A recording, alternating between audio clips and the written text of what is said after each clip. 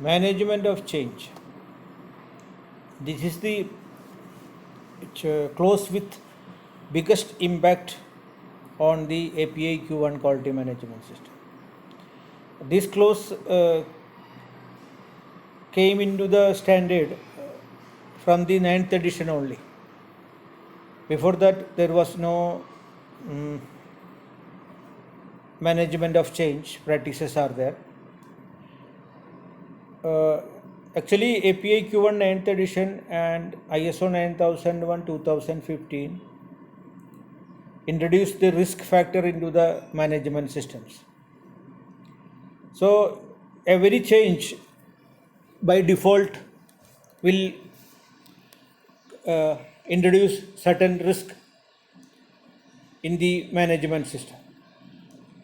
So the Q1, whether it is API Q1 or ISO 9015, the intent is whenever we incorporate changes, the potential risk has to be addressed so that the integrity of the quality management system shall be maintained and it will not be into it will not be land up in it will not destabilize the management system. So in order to ensure that all the changes has to be performed in a planned manner, so whenever we are introducing any changes, that has to be analyzed for any potential risk. So if any potential risk is involved, that has to be mitigated with the activities by which the risk can be reduced. In case of API Q1 9th edition, there are certain areas where the changes are the standard itself saying that certain for the changes are changes in the organizational structure, changes in key or essential personnel, changes in critical suppliers, and changes to the management system because of changes in procedures, including resulting from corrective and preventive actions. So when you say critical suppliers, so when the company is adding a new critical supplier, there should be a management of change. When we are removing a critical supplier, there should be a management of change. When we are upgrading a non-critical supplier to critical, there will be a management of change. So effectively, all the major changes in the organization will invite a management of change. But even though API Q1 say this A, B, C, D, etc. Whereas in ISO 9001, all the changes in the organization, you have to review for any potential consequences. So effectively we have to review all the changes in the organization, and we have to see whether any potential, or if you read from the Q1 terminology, they are saying potential risk, where the consequence word is used in ISO 9001. So when every risk has to be analyzed for potentiality or any potential consequences, and if a potential risk is involved, then we have to do the risk mitigation. So every risk has to be reviewed as per the ISO 9001 clause.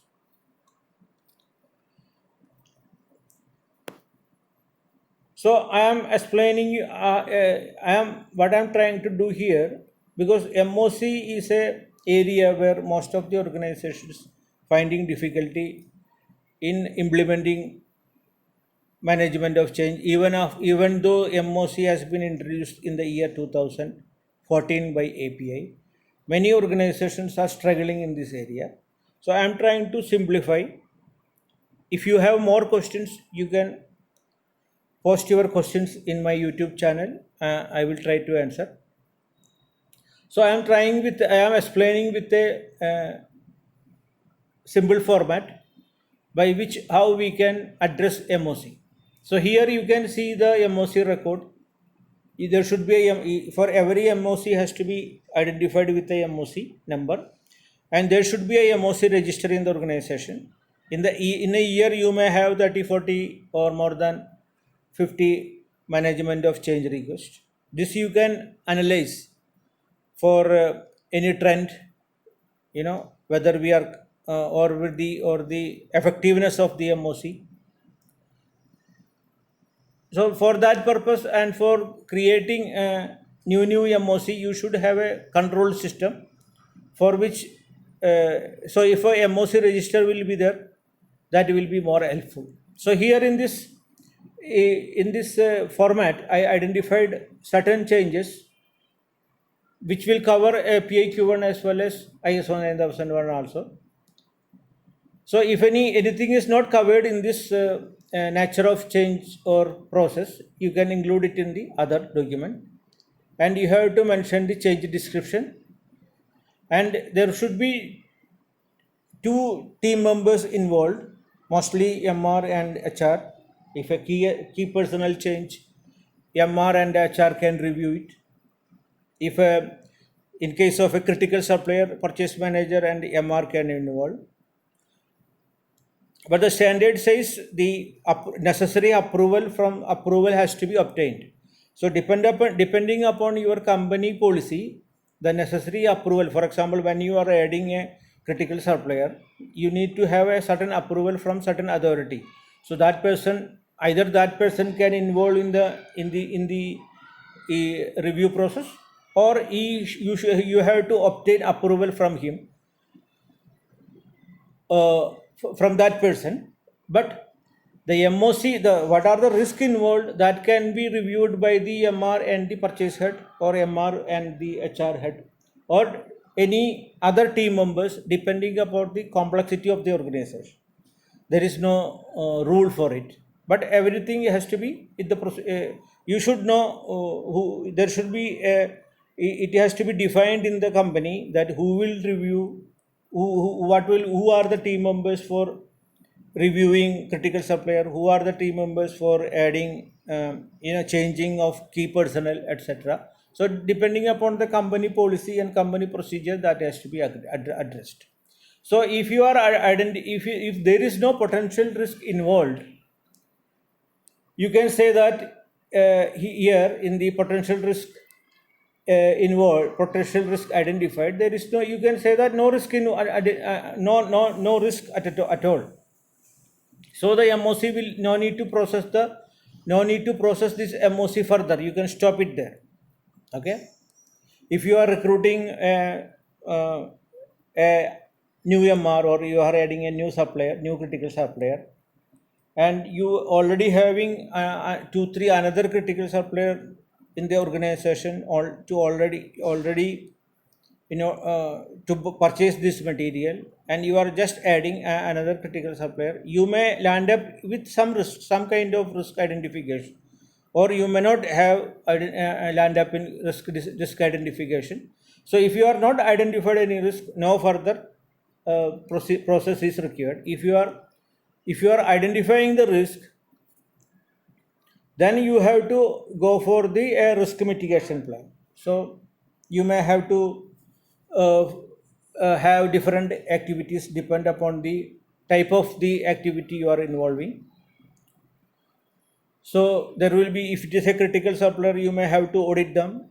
You have to decide which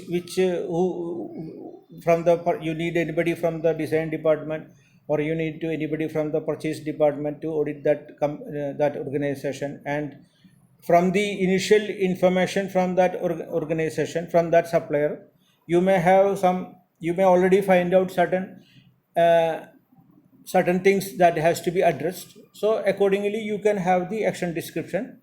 Then you can assign a responsibility for one person, and as per the PDCA principle, you should have a target date.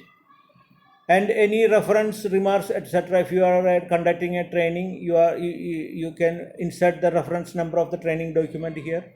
If you are performing a you are adding a new supplier, associated records can be mentioned here in the reference remarks reference column.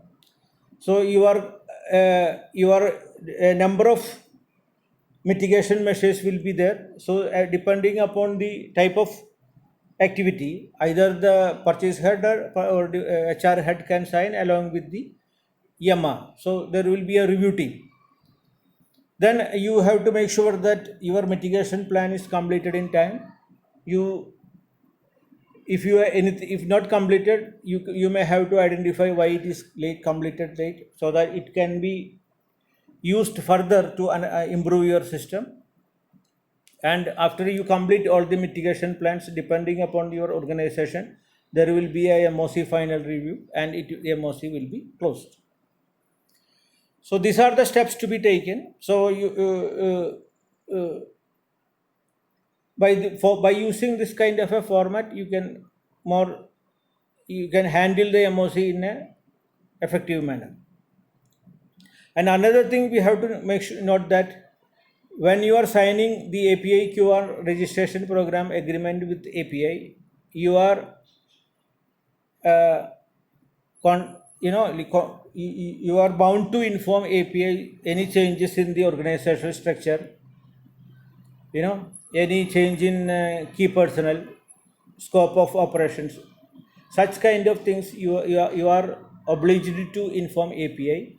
So as per API Q1 MOC notification, you have to inform either API, or you may have to, if you are contractually bound with any of your customer, because certain customers will insist they need this kind of setup in your organization, not in most of the cases. In that case, if you are changing, for example, then they may ask for a competent person, they may ask for certain suppliers as to be you have to buy from that supplier only. So if you want to change that supplier, you have to obtain approval from your customer. They may given you a list of suppliers. So you can change one from one supplier to another supplier. So whenever contractually obligated, you have to inform about that is known as API MOC notification. So any further questions you can post in my YouTube channel, or you can email me. Okay, thanks for listening to. Bye.